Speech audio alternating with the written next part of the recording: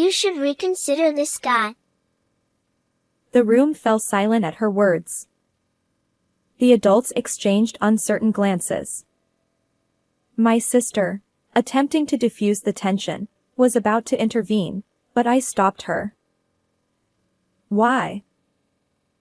Because the lumberjack is giving him a scary look. And I can't see his face, there's too much hair. I'm Sophia. We live as a family of 5, my parents, my sister, and niece. My sister lost her partner to illness and returned home with my 2-year-old niece, Emma. Since then, we've all pitched in to raise Emma. Luckily, I work from home, so I take care of Emma during the day while my parents and sister are busy. I own my own company, but I don't have any employees. I started the company by myself and generate income. A game app one developed during my student days became popular, and subsequent app releases have been consistently successful. Now, I have a stable income. My sister worries about me, a recluse who rarely leaves the house. Sophia, you know you could move out, right? Why would I? Isn't it time for you to experience living alone or something? Not really. Are you worried about us? Huh? You've been helping with Emma since we moved back. With your income, you could afford a fancy city apartment. A city apartment? No thanks. But Enough. What's your point? you're still young. What about romance? Romance? Not interested. Being with Emma is all the comfort I need, so don't worry about me. And it's true, I adore my niece. I've never had any interest in romantic relationships. I just want to be there for Emma, who is the child of my sister I deeply respect. I openly admit I really care about my sister, and I'd do anything for her. I've even chased away countless worthless guys who approach my sister like a loyal dog. Among them, my brother-in-law was the only one I thought I could trust to take care of my sister. Losing him was hard on my sister, and I want to be there for her. Both my sister and Emma mean the world to me. My niece is quite mysterious. When we spend time together, she occasionally does something odd. When she was just 2 years old, she would suddenly wave her hand as if saying, "Goodbye." Initially, I thought she was dancing along with the TV, but she does it even when the TV is off, laughing as she waves. I mentioned this to my sister, but she couldn't recall any relevant incidents. One day, I asked my niece, "Are you saying goodbye to someone?" She nodded. Then, in the next moment, she pointed behind me. My spine involuntarily stiffened. A child waving at nothing, stories like that circulate. Things unseen by adults are visible to children. But having her point behind me was unsettling. Still, my niece's laughter reassured me. When she started speaking, I asked her, "Who are you waving to?" A lumberjack. A lumberjack? Who? She loves books, and lately, she's been asking me to read stories about lumberjacks. I understood that she saw someone resembling a lumberjack. Now, it's routine for her to wave at this unseen figure, and my fear has faded. And when my niece turned 8, the lumberjack's true identity was revealed. That summer, during a visit to my maternal grandparents' house, I was cleaning the storage shed. My niece, eager to help, pointed at a photograph in the shed. Look! It's the lumberjack. She exclaimed. The lumberjack? Yes. It's the lumberjack.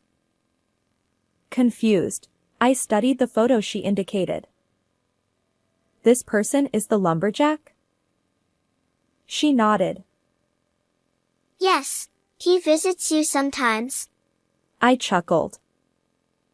Actually, that's not the lumberjack. He's your mom's and my grandpa. And instead of a lumberjack, he is a hunter. What's a hunter? Someone who receives the spirit of a bear. Ah, I see. A hunter looks like a lumberjack. She observed. Indeed, there's a resemblance. The figure my niece saw was my late grandpa. It warmed my heart. My grandpa passed away when I was in middle school, but I was very close to him. He had been a hunter, a traditional bear hunter, and taught me about bear behavior and hunting. He, citing the mountain god's wrath, didn't take me along because I was a young girl. However, I learned how to handle bears and extract oil. Even now, it feels like he's watching over us. And during this time, I had an encounter with a certain man. It happened while I was giving a lecture on app development, at the request of a friend. The man who approached me, eyes shining as he looked at the app I developed, was Michael. Although he worked as a regular employee in a corporate company, he attended the lecture because he wanted to explore app development as a side gig. Can I create popular apps like you, ma'am? Well, once you learn the programming languages, it's mostly a matter of practice. There's limitless potential. We exchanged only a few words initially, but afterward, I became close to him as he attended my lectures repeatedly, and we eventually started dating. Until then, I had no interest in romance, but his graceful demeanor captivated me. It was one of those days. Michael asked me to meet him at a nearby cafe because he had something to discuss. As soon as I arrived, I noticed the weight on his shoulders. I'm sorry for bothering you when you're busy. But I needed to see you. His story was heavy. His mother was seriously ill, with little time left. There was a chance that advanced medical treatment could save her, but it required funds. Unfortunately, without insurance, he couldn't afford it. It's a tough situation. With $35,000, I might be able to help my mom. I encouraged him. Please do whatever you can. And remember, sometimes just talking about it can ease the burden. But then he hesitated, saying, Still, $35,000 isn't easy to come by. He's been working for over 10 years, so not having $35,000 in savings seems surprising. Saving $3,500 per year shouldn't be too difficult given his job. Michael, don't you have any money? After all these years? No, it's not like that. But $35,000 feels like a huge sum. Sorry, I still don't understand. Do you have $35,000 or not? Michael hesitated and then said, Yes I do. Well, then it's not a problem. Use it for your mom as soon as possible. I reassured him. Unexpectedly, he changed the topic. If I use that money, we won't be able to have a wedding, will we? Surprised, I asked. What? Michael confessed. I want to marry you, Sophia. It was an unforeseen proposal. Marriage, something I hadn't actively considered, suddenly felt significant. But right now, there were more pressing matters. Sure, if I were to get married, I'd want it to be with you. But I'm not the type for big weddings, so I think a simple engagement party would suffice. Even though we call it an engagement, it's really just a formality. We can just gather our families for a meal. So go ahead and use that $35,000 for your mom. I have a decent income too, so there won't be any financial worries after we're married. You can rest assured. Thank you. 3 months after that incident, I was relieved to hear that Michael's mother began to recover thanks to advanced medical treatment. And once again, Michael proposed marriage, and I accepted. I had thought each of us would visit each other's parents' homes to exchange greetings. However, since his parents' house is company housing and they'd like to avoid becoming the subject of neighborhood gossip, we decided not to visit their house. Instead, we held the meeting at a restaurant. To avoid inconveniencing him, I also refrained from inviting him to my home. My parents, I, and he all gathered at another restaurant. Afterward, we would celebrate our engagement with a private family meal, and both sides agreed to proceed with the wedding. However, it was during this gathering that my niece made a surprising statement. On that day, my niece was unusually restless from mourning. When I asked her why, she claimed that the hunter was moving around more than she'd ever seen.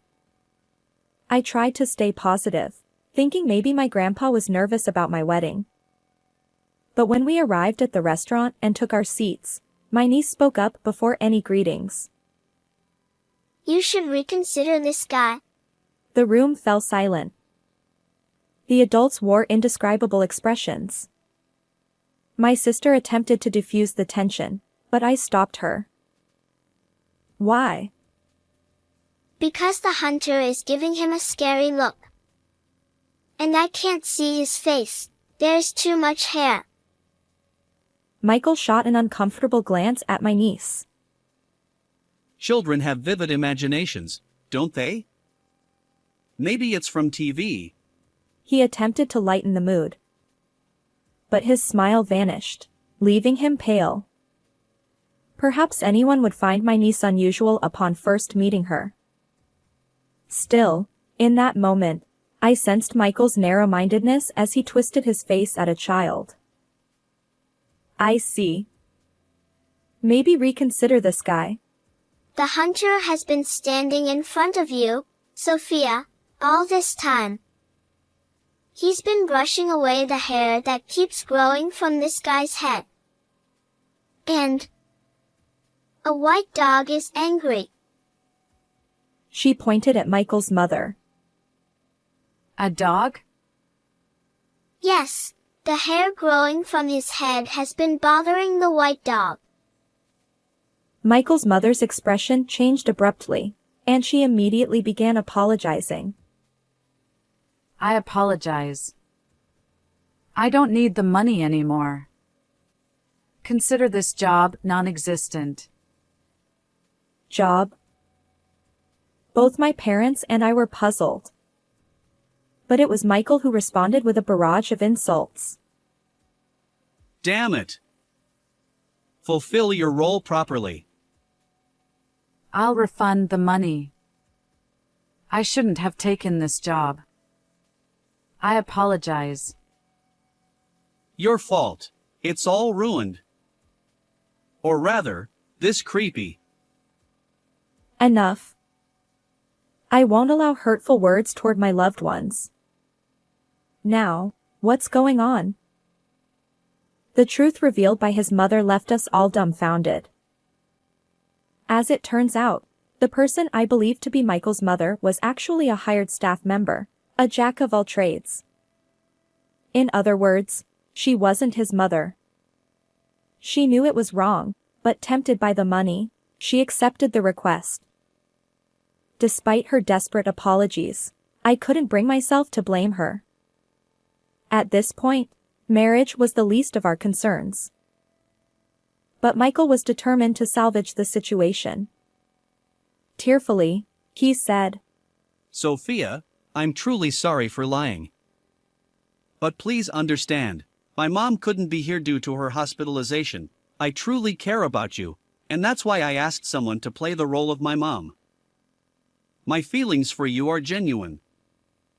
Please believe me. His eyes pleaded with me. No, it's impossible. I replied without hesitation. What kind of marriage starts with a lie? Is this some B-movie? This is real life. I won't marry under false pretenses. Let's consider this marriage null and void.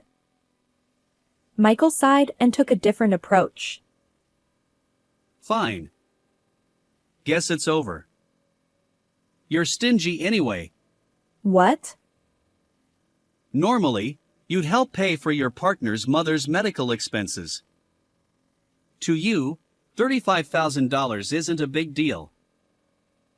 No, it's an enormous sum. I corrected him. That's why I called you stingy. I thought marriage would give me financial freedom. Well, if there's no marriage, then I guess I don't need to be here anymore. You're truly creepy. Wait, Michael. Michael was about to utter hurtful words to my niece again, but in that instant, he scratched his neck and collapsed. In a hurry, we called an ambulance, but when they asked about family members, there was no one here for Michael. As a result, he was taken to the hospital alone. My niece chimed in. His hair was tangled around his neck, so it must have been painful. The tense atmosphere seemed to tighten even more. The white dog is smiling. That's great. My niece said to the woman who had posed as Michael's mother. She had been single and owned a dog. Recently, her dog had passed away, and she couldn't bear the loneliness. She had been working in a job that left her feeling desperate and burdened with guilt. However, now she's determined to find a proper job. After apologizing repeatedly, she left the restaurant. Well, he was after my money, it seems. How embarrassing. I apologize for inconveniencing everyone, I said, laughing nervously. My niece beamed, but my parents and sister remained unsmiling. Emma, can you really see these things? My sister asked. My parents and sister are more fascinated by my niece than by the fact that my marriage fell through. Well, I guess it's true. Sometimes that lightens the heart. Is anyone with Mom? My sister continued. No one. Ah, I see. Well, let's eat a feast and then go home. It's my treat. Ultimately, we ended up having a family dinner, and we returned home. Emma, thank you for today, I said to my niece after returning home. But she seemed contemplative. We shouldn't tell lies. Huh? Why? Because I lied to Mom. What? There's always Dad by Mom's side.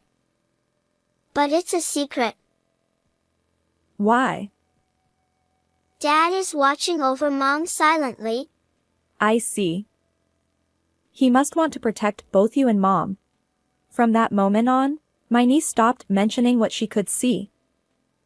The adults around her, including me, avoided the topic. Although I hadn't seen Michael since he was taken to the hospital, 6 months had passed. One day, while watching TV, I nearly choked on my tea. The program featured women who had fallen victim to marriage scams. They united, hired detectives, and sought refunds from the con artists. The mosaic-covered scammer on screen looked unmistakably like Michael. The same tactics, claiming his mother had a terminal illness and needed advanced medical treatment, had ensnared women, some of whom had given over $70,000. Wow. I'm relieved I wasn't fooled. Thank you, Emma. My niece was smiling. 10 years later, my niece turned 18, and I entered my 40s, but a new encounter awaited me. But does marriage hold any meaning for me now, past the age of 40? Lost in thought, my niece approached and whispered. Sophia, this time it's genuine. You'll definitely be happy. Congratulations. Huh? 6 months later, I married and left my parents' home, enjoying blissful days. My niece had saved me countless times, and whether or not she possessed mysterious abilities, she remained dear to me. As an aunt who had received so much help, I genuinely wished for her happiness. Marriage scams are despicable. I hope victims receive their refunds swiftly. Let's strive to live honestly and righteously. Thank you for watching until the end. If you enjoyed this, consider subscribing to the channel. See you in the next video.